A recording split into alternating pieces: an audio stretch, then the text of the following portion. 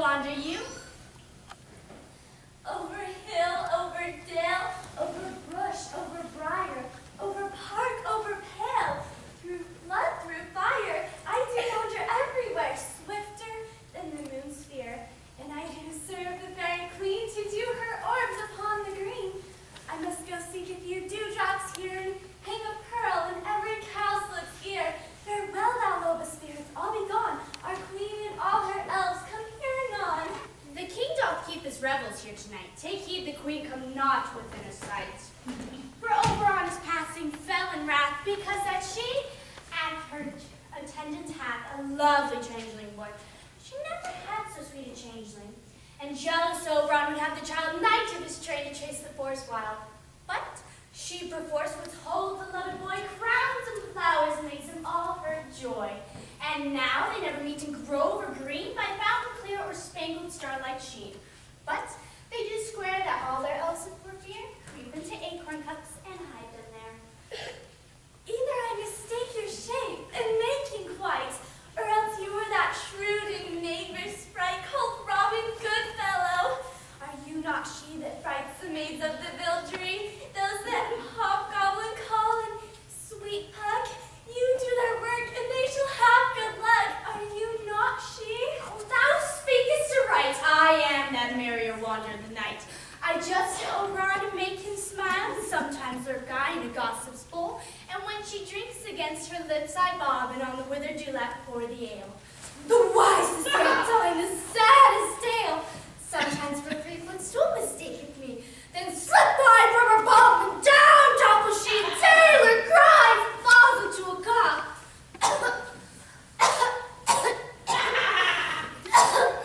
The root fairy, here comes Oberon. And you, my mistress, would that you were gone.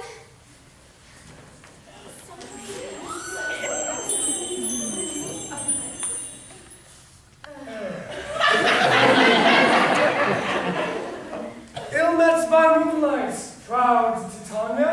What jealous Oberon. Fairy, skip hence. I have forsworn his bed and company. Tarry, rash wanton! Am not I thy lord? Then I must be thy lady, but I know when thou hast stolen away from fairyland, and in the shape of corn sat all day, playing on pipes of corn and versing love to amorous Helena. Why art thou here, but thou forsooth the bouncing Amazon, your buskin mistress and warrior love? To Theseus must be wedded, and you come to give their bed joy and prosperity. Oh, how canst thou thus for shame Titania grant it thy credit for the polita, knowing I know thy love to Theseus? Didst thou lead him to the glimmering night from Perigona, whom he ravished, and make him with fair angles break his faith with Ariadne and Antiopa? These are the forgeries of jealousy. Oh. And never, since the middle summer spring, met we on hill and in dale, by forest or mead, to dance our ringlets to the whistling wind, but with thy brows thou hast disturbed our sport. Therefore the wind, piping to us in vain as in revenge, have sucked up from the sea contagious fogs, which, then falling in the land, have every pelting river made so proud that they've overborne their continents.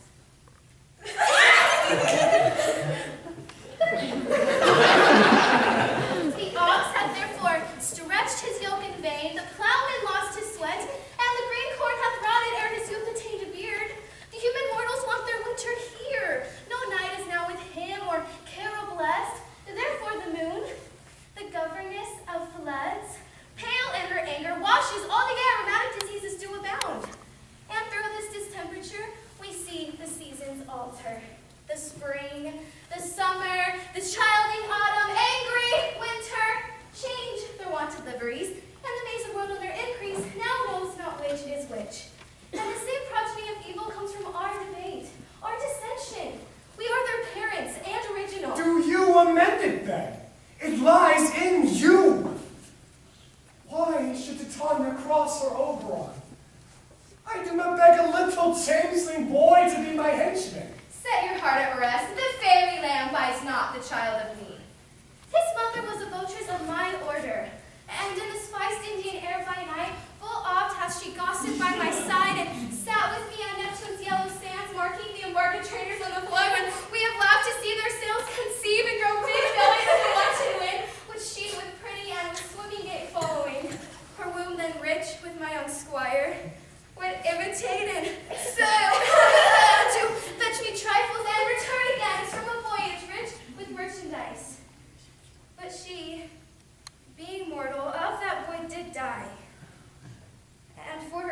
do I rear up her boy, and for her sake, I will not part with him. How long within this wood intend you stay? Perchance till after Theseus' wedding day. If you will patiently dance in our rounds and see our moonlight revels, go with us. If not, shun me and I will spare your haunts. Give me the boy, and I will go with thee. Not for thy fairy kingdom. Fairies away. We shall chide down brighter by longer stay. Well, go thy way. Thou shalt not from this grove tie torment thee for this injury. My dental pock, come hither. Thou rememberest once I sat upon a promontory and heard a mermaid on a dolphin's back singing such dulcet and harmonious breath that the rude sea grew civil at her song, and certain stars shot madly from their spheres to hear the sea maid's music. I remember. That very time I saw what thou couldst not. Flying between the cold moon and the earth, Cupid unarmed. A certain enemy took in a fair vessel throned by the west, and loosed his love shaft smartly from his bow, as it should pierce 100,000 hearts. But I might see young Cupid's fiery shaft quenched in the chaste beams of the watery moon.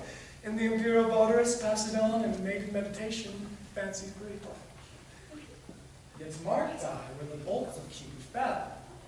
It fell upon a little western flower, before milk white, now purple with love's wound, and maidens call it love in idleness. Fetch is the flower. The herb I showed thee once, the juice of it, on sleeping eyelids lay, will make or man or woman madly dote upon the next live creature that it sees. Fetch me that herb, and be thou here again, ere the Leviathan can swim a league. I'll put a girdle around the earth in 40 minutes. Having once this juice, I'll watch Titania when she is asleep and drop the liquor of it in her eyes.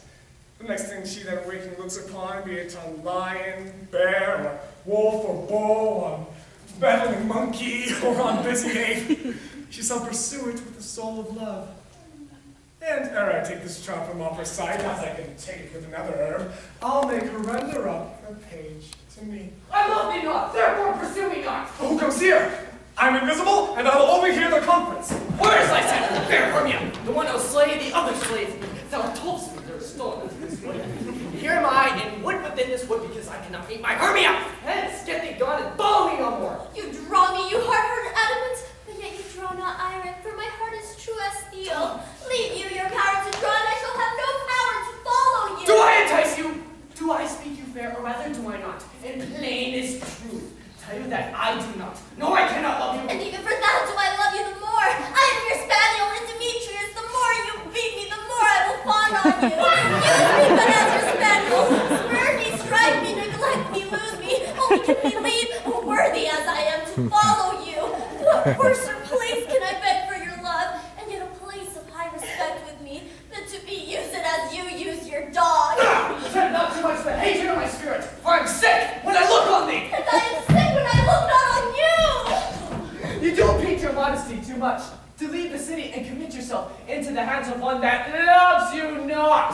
To trust the opportunity of night and the ill counsel of a desert place with the rich worth of your virginity. Your virtue is my privilege, for that is not night when I do see your face. For you, in my respect, are all the world. Then how can it be said that I am alone, when the whole world is here to look on me? I will rub from thee and hide me in the breaks and leave thee to the mercy of wild beasts. So wild and hath not such a heart as you. Run when you will, the story shall be changed. The dove pursues the griffin, the mild hind makes speed to catch the tiger. I will not state thy questions, let me go, or if thou follow me. Do not believe, but I shall do thee mischief in the wood. I am the devil, the town, the field, you do me mischief. By Demetrius, your wrongs do set a scandal on my sex. We cannot fight for love as men may do. We should be wooed, and we are not made to woo.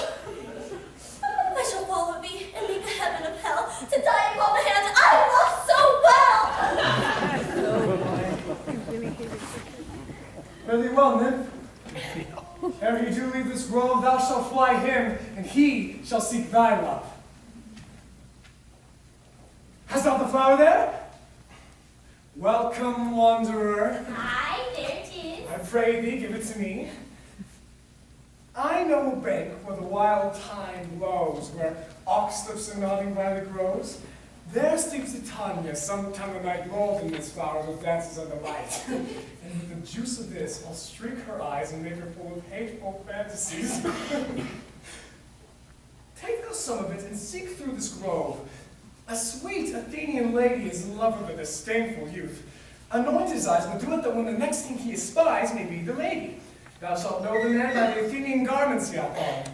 Affected with some care that he may prove more fond on her than she upon her love. And look thou meet me ere the first cock crow. Fear not, my lord. Your servant shall do so.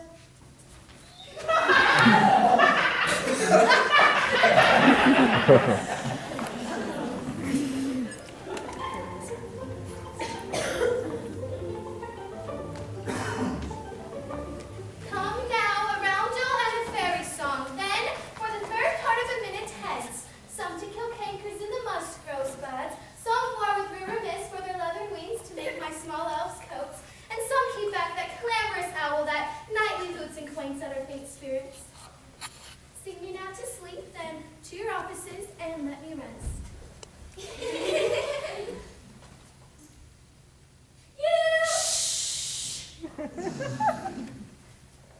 You spotted snakes with double tongue, thorny hedgehogs be not seen, moons and blind worms do no wrong.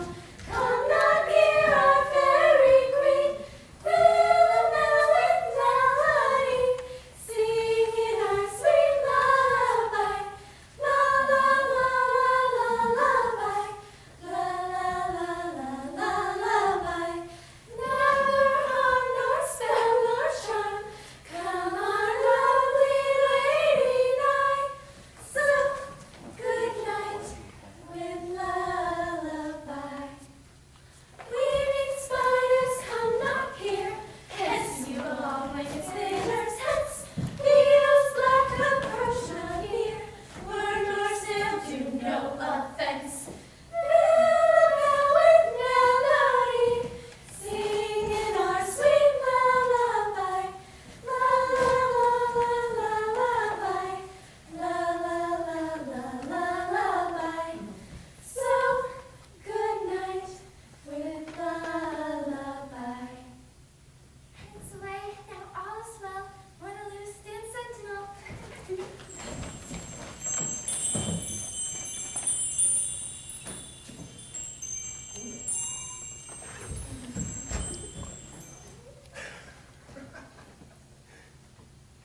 What thou seest when thou dost wake, do it for thy true love take. Love and languish for his sake. Be it ounce, or cat, or bear, pard, or boar with bristled hair. In thy eye what shall appear when thou wakest, it is thy dear. Wake when some vile thing is near.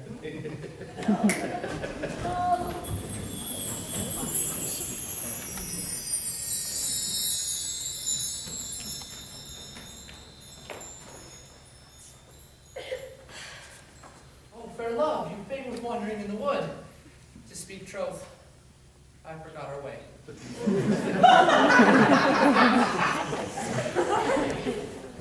We'll rest us, Hermia, if you think it good, and tarry for the comfort of day. Be it so, Lysander, find you out of bed, for I upon this bank will rest my head. One turf shall serve as a pillow for us both.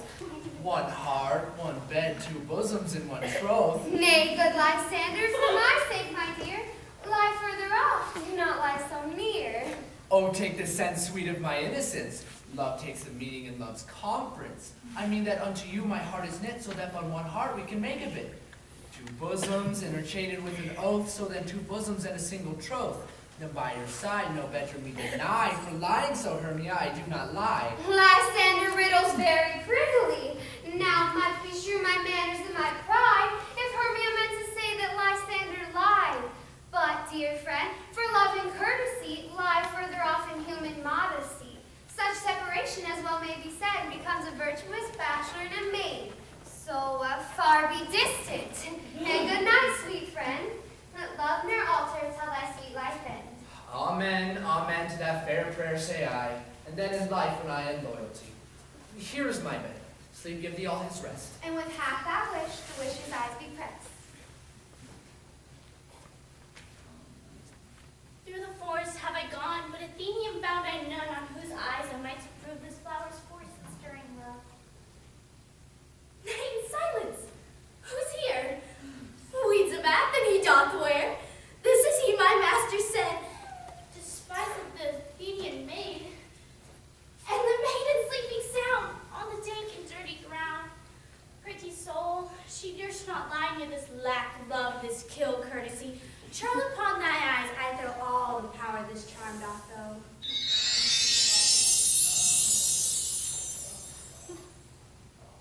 When thou wakest, let love forbid. Take a sleep on thy eyelid. So awake when I am gone, for I must now to Oberon. Stay, wilt thou kill me, sweet Demetrius? I charge thee hence, and do not haunt me thus. Oh, wilt thou darkly leave me to not so? Stay on thy peril, I alone will go! Oh, I am out of breath in this fond chase. The more my prayer, the lesser is my grace. Happy is Hermia wheresoe'er she lies, for she hath blessed and attractive eyes. How came her eyes so bright? Not with salt tears, if so my eyes are oftener washed than hers. No, no, I am ugly as a bear, for beasts that meet me run away for fear. Therefore no marvel though Demetrius do as a monster fly my presence thus. But who is here? Lysander, on the ground, dead or asleep? I see no blood, no wound. Lysander, if you live, good sir, awake! And run through the fire I will for thy sweet sake. Transparent Helena, nature shows art that through thy bosom makes me see thy heart. Where is Demetrius? Oh, how fit a word is that vile name to perish on my sword. Do not say so, Lysander, say not so. What though he love your Hermia, Lord, what though? Yet Hermia still loves you, then be content. Content with Hermia? Oh no, I do repent the tedious minutes with her I have spent. Not Hermia, but Helena I love, who would not change a raven for a dove. The will of man is by his reason swayed, and reason says you are the worthier maid. And touching now the point of human skill, reason becomes a marshal to my will, and leads me to your eyes where I overlook love stories written in love's richest book. Wherefore was I to this keen mockery born? When at your hands did I deserve this scorn? Is it not enough? Is it not enough, young man, that I did never, nor never can, deserve a sweet look from Demetrius' eye, but you must flout my insufficiency? Good drunk and do me wrong, good suit you do, and such disdainful matter me to woo. But fare you well, perforce I must confess, I thought you lord of more true gentleness. Oh, that a lady of one man refused, should of another therefore be abused. She sees not Hermia. Hermia sleeps out there. And never mayest thou come Lysander near, for as a serpent of the sweetest things, the deepest loathing to the stomach brings. With all my power, address your love and might, to honor Helen and to be her knight. Help me, Lysander, help me! Do thy best to pluck this crawling serpent. Oh, ay me! What a dream was here! Lysander, look who I do quake with fear. Methought a serpent ate my heart away, and you sat smiling at his... Lysander? What removed? Lysander, Lord! What, out of hearing? No sound, no word? No? Then I'll perceive you are not nigh, either death or you I'll find immediately.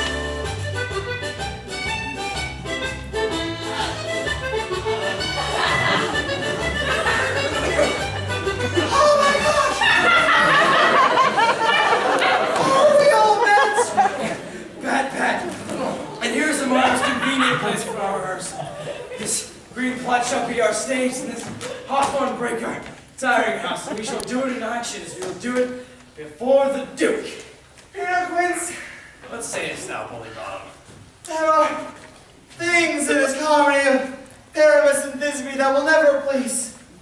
First, Pyramus must draw a sword to kill himself, which the ladies cannot abide. How answer you that? By Our Lady of Perilous Fear. I I believe we must leave the killing out when all's done. No, wait. I have a device to make all well. Write me a prologue. And let that prologue seem to say that we will do no harm with our swords. And that Pyramus is not killed indeed. And, for the more better assurance, tell them that I, Pyramus, and not Pyramus, but Bottom the Weaver. This will put them out of fear. Well, we shall have such a prologue. Will not the ladies be afeard of the lion? I feared.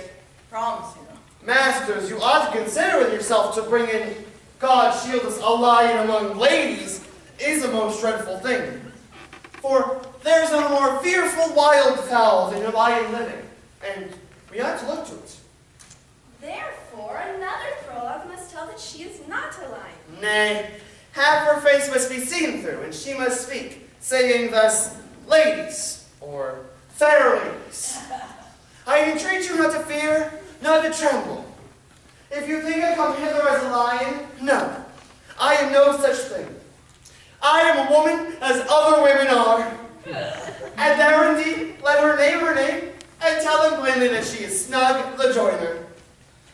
Well, it shall be so, but there are two more things. That is to bring the moonlight to the chamber where we play for. You know that Pyramus and Thisbe meet by moonlight. Doth the moon shine that night we play our play? A calendar! Find an almanac! Find out moonshine! Find out moonshine! Yes, it does shine that night. Marvin, may you leave a window where we play open and the moon may shine in. Aye, or else some man or other must come forth with a lantern and a bush of thorns and say he comes to disfigure or present the personage of moonshine. But then there is another thing. We must have a wall in the great chamber, for Pyramus and Thisbe, says the story, to talk through the chink of a wall. You can never bring in a wall. What say you, Bottom? Some man or other must present wall. And let him have some plaster, or some loam, or some rough cast about him to signify wall. Or let him hold his fingers thus, and through their crannies shall Pyramus and Thisbe whisper. If that may be, then all is well. Come, sit, every mother's son, and rehearse your parts. Pyramus, you begin. When you have spoken that speech, enter into your break, and so everyone according to his cue. What hemp and homespun are we swaggering here? So near the cradle of the fairy queen? What a plain torrent! I'll be an auditor, an act or two perhaps, if I see a cause. Speak, Pyramus. Thisbe, stand forth. Thisbe, thy flowers of odors, savors sweet. So hath thy breath, my dear Thisbe dear. But hark, a voice. Stay thou but here a while, and by I will to thee appear. A stranger Pyramus an airplane here. Must he speak now? Aye, marry, you must. For you must understand, he goes with the sea of noise that he heard, just to come again. Most radiant you, most pretty one you, of color like red rose and triumphant bright, as truest horse you did would never tire, I meet thee, Pyramus, at Ninny's tomb. Ninny's tomb, man. Why, you must not speak that yet. That you answer to Pyramus. You speak your part all at once, cues and all. Pyramus, enter. Your cue is past. It is never tired. As truest horse you did would never tire. If I were only fair Thisbe, I were only thine.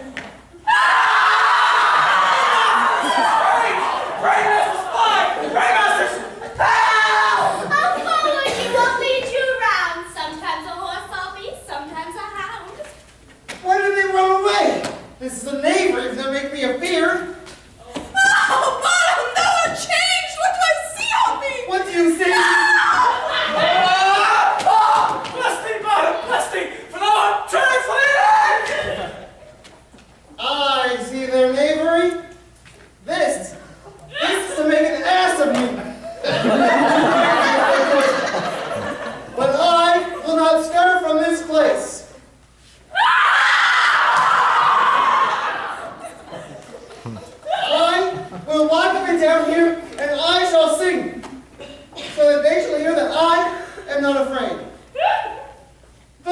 he's a cat, so let him here with our tawny bell.